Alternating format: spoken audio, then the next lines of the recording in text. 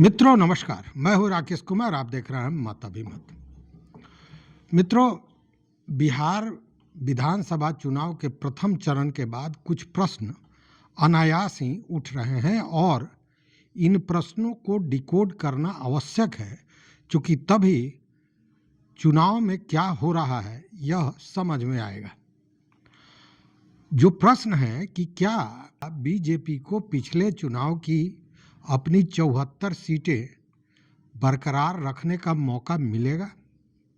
क्या विपक्ष की स्थिति मजबूत है जिससे बीजेपी के लिए चुनावी नैया पार करना मुश्किल हो गया है? क्या बीजेपी के लिए बिहार में वापसी एक दैवीय चमत्कार होगी? सवाल बहुत है और इसको डिकोड करने के बाद ही हम इन नतीजों पर पहुंच सकेंगे कि प्रथम चरण के मतदान में वोट प्रतिशत बढ़ने के मायने क्या है और इसका बिहार की राजनीति पर क्या प्रभाव पड़ने वाला है। सत्ता की कुर्सी पर कौन काबिज होने वाला है? देखिए, चुनाव में कांटे की टक्कर की उम्मीद है, इसमें कोई शक नहीं है। मित्रों, बिहार चुनाव में भाजपा के की मास्टर जिनको चाणक्य कहा जाता है, अमित शाह, उनका गुणागणित अंततः विफल होता नजर आ रहा है। प्रथम चरण के रुझान और मतदान के बाद जो चीज़ें सामने आ रही हैं, जो समाचार आ रहे हैं कि बीजेपी को जो प्रथम चरण में 48 सीटों पर बीजेपी लड़ी, उसमें 20 या उससे ज़्यादा सीटों का नुकसान बीजेपी को हो सकता है। गौरतलब है कि पार्टी के दोनों डिप्टी चीफ मिनिस्टर, मतलब कि सम्राट चौधरी और विजय सिन्हा की सीटें भी साफ निकलती नज़र नहीं आ रही हैं, मतलब वहाँ भी मामला फंसा हुआ है। अभी दूसरे चरण का चुनाव बाकी है जो 11 नवंबर को होने वाला है। दूसरे चरण में कुल 122 सीटों के लिए मतदान होना है, जिसमें 53 सीटों पर बीजेपी लड़ रही है। अगर स्थिति ऐसी ही रही तो 14 तारीख को मशीनें जब खुलेंगी तो तेजस्वी यादव का जिन्न निकल सकता है। यह दूसरी बात है कि कई भाजपा के नेता पहले चरण में बम्पर जीत के दावे कर रहे हैं।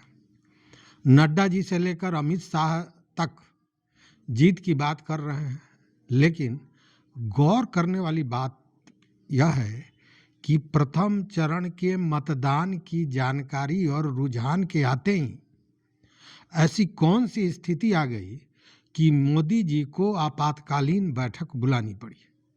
जी हाँ, मैं नरेंद्र मोदी की बात कर रहा हूँ। जैसे ही प्रथम चरण के मतदान का रुझान आया कि मोदी जी ने एक आपातकालीन बैठक बुला ली।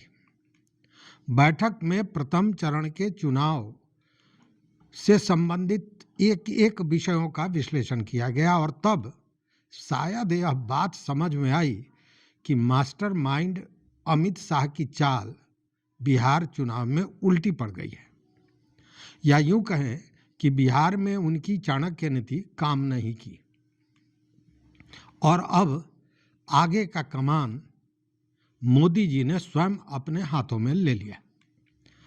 अगर चुनाव को लेकर आला कमान की ओर से कोई निर्देश आदेश मोदी जी करते हैं तो इसमें आश्चर्य नहीं होना चाहिए। मतलब नड्डा जी और अमित शाह के हाथों से चुनाव की बागडोर मोदी जी ने अपने हाथों में ले ली है। जानकारों की माने, विश्लेषकों की माने तो यह दर्शाता है कि तेजस्वी यादव का रफ्तार तेज होता जा रहा है और अगर महागठबंधन ने दूसरे चरण के मतदान में कोई बड़ी गलती नहीं की तो यह बात भी तय है कि राजद बिहार में सबसे बड़ी पार्टी के रूप में सामने आ सकती है। तेजस्वी यादव ने तो मीडिया के सामने में कह भी दिया कि बिहार की जनता हमें जिता रही है और 18 तारीख को शपथ लेंगे। मतलब उन्होंने शपथ की भी बात की, इतना कॉन्फिडेंस की बात वो कर रहे हैं। तो सवाल उठता है कि भाजपा ने ऐसी कौन सी गलती कर दी जो मतदाता उनसे नाराज हो गए, या चाणक्य की कौन सी नीति थी जो नीतीश जी के सामने हवा हो गई। मैंने पहले भी कहा था एक वीडियो में कि अमित शाह का जिद कहीं भाजपा के लिए गले का फांस न बन जाए, और अब वैसा ही होता दिख रहा है। उन्होंने जिद पकड़ ली कि चाहे कुछ भी हो जाए, नीतीश कुमार को सीएम के चेहरा के रूप में घोषित नहीं करना है। और आप जानते हैं कि इसको लेकर कितना बवेला हुआ। नीतीश कुमार ने सीधे संदेश दिया कि भाजपा पहले सीएम के चेहरा के रूप में नीतीश कुमार को घोषित करे। उन्होंने संजय झा और ललन सिंह को स्पष्ट संदेश दिया कि वो भाजपा से बात करें और सीएम चेहरा को घोषित किया जाए। नीतीश कुमार रूठ भी गए थे, उनके कोप भवन में जाने की भी चर्चा चल रही थी, और यह तल्खी इतनी बढ़ती चली गई कि यह जो आपसी यूँ कहें कि संघर्ष चल रहा था, वह सभा भवन से लेकर सभा कक्ष से लेकर मंच तक पहुंच गया। और ये तब दिखा जब मुजफ्फरपुर में मोदी जी के चुनावी सभा में जो बैनर था, जो पीछे बैकड्रॉप था, उस पर बहुत बड़ा मोदी जी के चित्र के साथ नीतीश कुमार का चित्र था। नीतीश कुमार को जाना भी था, लेकिन नीतीश कुमार नहीं पहुंचे, लोग इंतजार करते रह गए। वहीं दूसरी ओर पटना में मोदी जी का रोड शो था, और रोड शो में मोदी जी के गाड़ी पर नीतीश कुमार नदारद थे। जब वह नहीं पहुंचे तो भाजपा के चाणक्य ने ललन सिंह को गाड़ी पर चढ़ा दिया। लेकिन वो कहते हैं ना कि बात निकलेगी तो दूर तलक जाएगी। बात तो दूर तलक नीतीश कुमार ने पहुंचा दिया था। मतलब कि नीतीश कुमार ने जो संदेश देना चाहा, वो संदेश बिहार के खासकर उनके जो मतदाता हैं उनके पास पहुंच गया कि भाजपा नीतीश कुमार को सीएम नहीं बनाना चाहती है। और यह बात जैसे ही नीतीश कुमार के कोर वोटर, लॉकुश वोटर, या यूं कहें कि जो जदयू के कार्यकर्ता थे, उनके सदस्य थे, उनमें नाराजगी का सबब बन गया।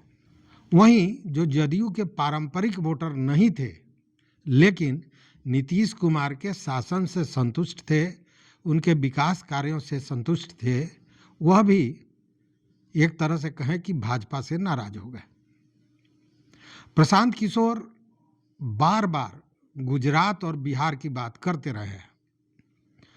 आम आदमी को लगा कि प्रशांत किशोर की बात कहीं ना कहीं सही है, क्योंकि गुजरात लॉबी बिहार लॉबी को, मतलब नीतीश कुमार को कमजोर करना चाहती है और उन्हें बिहार की राजनीति से मक्खी की तरह बाहर निकालकर फेंक देना चाहती है। और यह भाव भी कहीं न कहीं मतदाताओं के दिल में बैठ गया और उनकी नाराजगी का कारण बन गया। महिला वोटरों के पास भी यह बात गई, चूँकि यह मीडिया पर, सोशल मीडिया पर लगातार चल रहा था कि नहीं बनाना चाहती है बीजेपी नीतीश कुमार को मुख्यमंत्री। विरोधी दल भी बार बार यही बात कह रहे थे। तेजस्वी यादव अपने हर सभाओं में बात कर रहे थे कि नीतीश कुमार को निपटा देना चाहती है भाजपा। प्रशांत किशोर ने भी ऐसी बातें कही थी। तो यह महिलाओं में खासी नाराजगी का कारण बन गया। और आप जानते हैं कि महिला नीतीश कुमार को किस कदर मानती हैं।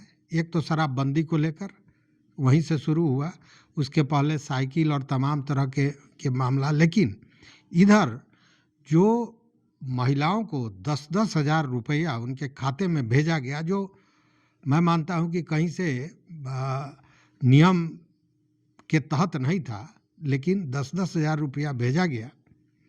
और बाद में जब विरोधियों ने कहा कि यह तो पैसा लोन है, फिर वापस करना पड़ेगा, तो नीतीश कुमार ने मंच से कह दिया कि नहीं, यह वापस करने, रिफंड नहीं करना है। और जिन लोगों को 10-10 हज़ार रुपया मिले हैं उनको अपना व्यवसाय बढ़ाने के लिए बाद में 2 लाख रुपए दिया जाएगा।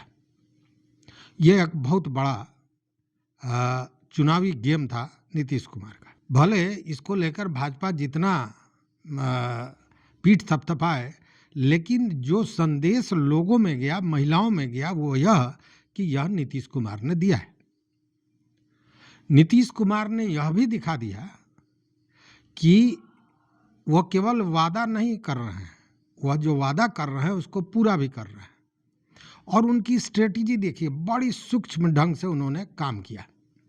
चुनाव के पूर्व वो जहां भी गए, जिस जिले में गए, वहां करोड़ों का पैकेज दे दिया और एक कोई बड़ा वादा कर दिया। और फिर जब वो किसी दूसरे जिले में गए तो वहां भी उन्होंने एक पैकेज दिया, विकास का पैकेज दिया, करोड़ों रुपए दिए और साथ में एक दूसरा वादा करते हुए पहले वादा को पूरा कर दिया। और यह सिलसिला लगातार चलता रहा, चाहे वो 125 यूनिट बिजली फ्री करने की बात हो, युवाओं के बेरोजगारी भत्ते की बात हो, पेंशन बढ़ाने की बात हो, 400 से 1100 करने की बात हो, या महिलाओं को 10-10 हज़ार रुपये देने की बात हो। मतलब तमाम जितने भी वायदे वो कर रहे थे, साथ साथ पूरा भी कर रहे थे। तो ये एक बहुत बड़ा संदेश नीतीश कुमार देने में सफल रहे कि जो वो कह रहे हैं वो केवल वादा नहीं है, वो दावा है कि मैं कर रहा हूं और करूंगा। मतलब कि उन्होंने यह भाव मतदाताओं में, उनके दिलों में बिठाने में सफलता पाली कि ये वो जो कहेंगे वो करेंगे। यह विश्वास उन्होंने मतदाताओं को दिला दिया और यह नीतीश कुमार की बहुत बड़ी स्ट्रेटेजी थी। शायद भाजपा इसको भांप नहीं सकी। वहीं कई अवसरों पर देखा होगा आपने कि साफ साफ पत्रकारों द्वारा कई मंचों पर जब अमित शाह से नीतीश कुमार को सीएम चेहरा के रूप में घोषित करने की बात हुई, ये पूछा गया कि सीएम का चेहरा कौन होगा, तो उन्होंने स्पष्ट कहा कि यह विधायक दल तय करेगा। मतलब हर हाल में वो इस जिद पर अड़े रहे कि नीतीश कुमार को सीएम का चेहरा भाजपा घोषित नहीं करेगी। हालांकि इसको लेकर तमाम तरह की बातें, तमाम तरह के विवाद भी शुरू हुए, लेकिन ऐसा नहीं है कि इससे जो बौखलाहट हो रही थी जनता में, जो नीतीश कुमार को चाहने वाले हैं, उनके समर्थक हैं, उनके वोटर हैं, उनके पार्टी के सदस्य हैं, उन लोगों में इस बात का आक्रोश हो रहा था। यह भाजपा के कुछ नेता भी समझ रहे थे कि इसका दुष्परिणाम हो सकता है चुनाव में हो, और इसीलिए कई तरह की बातें सामने आने लगी। किसी ने कहा कि वो हमारे नेता हैं, हमारे नेता रहेंगे। किसी ने कहा कि सीएम सीट खाली है कहाँ कि किसी ने के नाम की घोषणा की जाए, मतलब कि नीतीश कुमार ही सीएम बनेंगे। किसी ने कहा वो उनका नेतृत्व है, उनका नेतृत्व रहेगा। सब कोई हर तरह से बात को समझाने का कोशिश तो किया, लेकिन चूंकि आला कमान ने सीधे नीतीश कुमार को सीएम का चेहरा घोषित नहीं किया, इसलिए कोई नेता भी स्पष्ट रूप से इसको नहीं कहा और छायावाद में इस बातों की चर्चा होती रही। नीतीश कुमार के जो कोर वोटर थे, मतलब कुर्मी वोटर, कुशवाहा वोटर, महिला वोटर, और वो जो बीजेपी से नाराज हुए, उन्हें लगने लगा कि कहीं ना कहीं या तो गुजरात लॉबी है जो नीतीश कुमार को निपटाना चाहती है, उनको रिटायर करना चाहती है, उनका गद्दी छीनना चाहती है, और उनकी जो तबीयत है, उनका जो मिजाज खराब है, उसका फ़ायदा उठा रही है, उनके उम्र का फ़ायदा उठा रही है, उन हालातों का फ़ायदा उठा रही है। मतलब कि 15-20 साल में नीतीश कुमार ने जो कमाया का मतलब जो वोटर कमाए थे, जो उनके कोर वोटर हैं, जो महिला उनकी चाहने वाली वोटर्स हैं, उनकी सहानुभूति नीतीश कुमार के साथ पूरी तरह शिफ्ट कर गई। और आपको याद होगा कि तभी कई पत्रकारों ने भी कहा कि अभी टाइगर जिंदा है। कई कई जगह आपने वीडियो में देखा होगा, बाज़ाब्ता लिखा जा रहा था कि टाइगर अभी जिंदा है। यह क्यों लिखा जा रहा था? इसलिए कि नीतीश कुमार की नीति, भाजपा के चाणक्य ने जो चक्रव्यूह रचा था उसको धराशायी कर दिया। अब ऐसी परिस्थिति में हुआ यह प्रथम चरण का चुनाव, और नीतीश कुमार के बचाव में महिला और उनके कोर वोटर, साथ में जो भाजपा से नाराज वोटर हैं, उन लोगों ने नीतीश कुमार का जमकर समर्थन किया और मतदान में जो वृद्धि हुआ उसका एक यह महत्वपूर्ण कारण माना जा सकता है। देखिए, अब भाजपा की स्थिति क्या है वो इसी से समझिए कि उनके दोनों बड़े नेता, डिप्टी सीएम सम्राट चौधरी, जिनको भाजपा अब बड़े नेता के रूप में बिहार में प्रोजेक्ट करना चाह रही थी, उनका तारापुर सीट स्पष्ट नज़र नहीं आ रहा है, कहीं ना कहीं फंसता नज़र आ रहा है, कड़ा टक्कर मिल रहा है उन्हें। वहीं विजय सिन्हा की स्थिति भी लखीसराय में साफ साफ नहीं दिख रही है, मतलब वहाँ भी मामला फंसा हुआ नज़र आ रहा है, टक्कर कांटे की है। बहुत सी ऐसी सीटें हैं जहां एनडीए की तरफ से बीजेपी लड़ रही थी, वहां पर नीतीश कुमार का वोट बीजेपी की में शिफ्ट न होकर आरजेडी या कांग्रेस में शिफ्ट हो गई। मतलब वैसे वोटर्स जो नीतीश कुमार के हैं लेकिन बीजेपी को बहुत पसंद नहीं करते हैं, या बीजेपी ने जो नीतीश कुमार के साथ इस तरह का व्यवहार किया इससे क्षुब्ध थे, वो बीजेपी को नहीं देकर आरजेडी या कांग्रेस में चले गए, और खासकर जहां कांग्रेस में है वहां पूरी तरह शिफ्ट होते दिख रहे हैं। यह एक बड़ा परिवर्तन देखने को मिल रहा है इस बार। अच्छा, एक बात और है जिस पर विचार करना जरूरी है। देखिए, प्रशांत किशोर को एनडीए और महागठबंधन बहुत कमजोर मान रहा था। प्रशांत किशोर शुरू में जब आए तो बहुत आक्रामक रूप से आए, लेकिन टिकट बंटने के बाद चुनावी प्रक्रिया जब शुरू हो गई है, मतलब उम्मीदवार खड़े हो गए, उसके बाद से उनकी आक्रामकता धीरे धीरे कम होती जा रही है। और यह बात भी स्पष्ट है कि पीके को लेकर जो छवि आम आदमी बना रहा था या बनाए हुए था, वह भी कहीं ना कहीं विलुप्त होता दिख रहा है। बहुत नहीं, थोड़ा ही सही, लेकिन विलुप्त होता दिख रहा है। लेकिन बावजूद इसके प्रशांत किशोर ने चुनाव को गहरे प्रभावित किया है, खासकर शहरी सीटों पर प्रशांत किशोर के जनसुराज ने भाजपा को गहरी चोट पहुंचाई है। जनसुराज के वो उम्मीदवार जो 5,000, 10,000 या 10,000 से ज़्यादा वोट ला रहे हैं, वह सीधा खामियाजा भाजपा को भुगतना पड़ रहा है। मतलब कि बीजेपी को ही जनसुराज से नुकसान पहुंच रहा है। अब देखिए, उधर भाजपा को चिराग पासवान से बहुत उम्मीदें थी। अमित शाह को, मोदी जी को लग रहा था कि कुछ बहुत बेहतर चिराग पासवान कर सकेंगे। इसी को लेकर जदयू से तलखी लेते हुए भी, मतलब आउट ऑफ द वे जाकर 29 सीटें चिराग पासवान को दी गई, और इसी के कारण जदयू से तलखी भी हुई। माझी जी के, जीतन राम माझी के भी बोल बिगड़ गए, उपेंद्र कुशवाहा भी भाजपा पर उखड़ गए, लेकिन चिराग पासवान उम्मीद पर खरे उतरते नहीं दिख रहा है। चिराग की रोशनी मध्यम होती जा रही है। उपेंद्र कुशवाहा से बहुत कुछ उम्मीद है नहीं, माझी जी तो परिवार के मकड़जाल में फंस गए हैं। कुल मिलाकर बीजेपी पर संकट बरकरार है। और मित्रों, यही है जमीनी सच्चाई, और यही है भाजपा और जदयू की स्थिति बिहार की राजनीति में।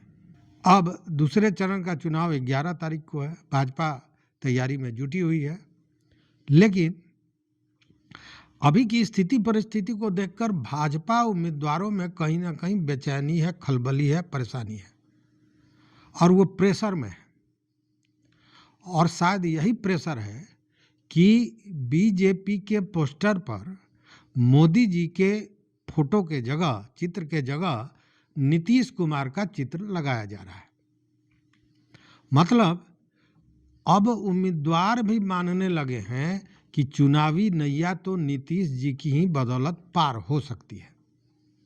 मतलब बीजेपी बिहार में खुद पर निर्भर नहीं है, यह तो स्पष्ट हो गया।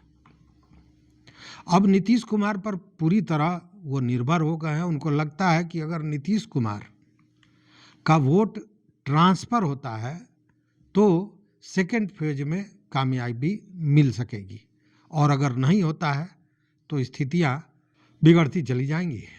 और इसीलिए पोस्टर पर नीतीश जी का जो चित्र है वो बीजेपी के दफ्तर में भी देखा जा रहा है।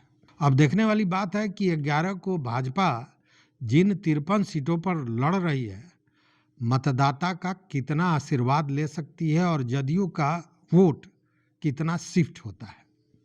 क्योंकि चुनाव कहीं ना कहीं जहां आरजेडी और जेडीयू की परफॉर्मेंस पर निर्भर करता है, वहीं बीजेपी की नाकामी और कामयाबी पर भी निर्भर होगा। और ऐसी स्थिति में अब विकल्प क्या है मोदी जी के पास? मोदी जी ने चुनाव का कमाल संभाल लिया है। अब देखने वाली बात है कि कौन सी जादू की छड़ी घुमाते हैं कि भाजपा के चाणक्य की नीति ने जो भाजपा के गले में फांस लगा दी है उसको वो निकाल कर, खोल कर हटा दे और भाजपा को पुनः बिहार में स्थापित करने की स्थिति में ला दे। और इसीलिए जो नीतीश कुमार ने अपनी गेम खेली है, इसको लेकर जो पत्रकार और तमाम आपने देखा होगा कि लोगों ने लिखा कि टाइगर अभी जिंदा है, तो मैं तो बस इतना ही कहूँगा कि नीतीश जी तुसी ग्रेट हो। तो मित्रों, इस पूरे वीडियो पर आपका क्या रिएक्शन है, आपका क्या विचार है, क्या मत है, ज़रूर हमारे कमेंट बॉक्स में दीजिएगा। हमें इंतज़ार रहेगा आपके जवाब का। अगर चैनल पर नए हो तो सब्सक्राइब कीजिए, लाइक कीजिए, दोस्तों के साथ शेयर कीजिए और अपना विचार ज़रूर दीजिए। बहुत बहुत धन्यवाद। कोटिशः आभार।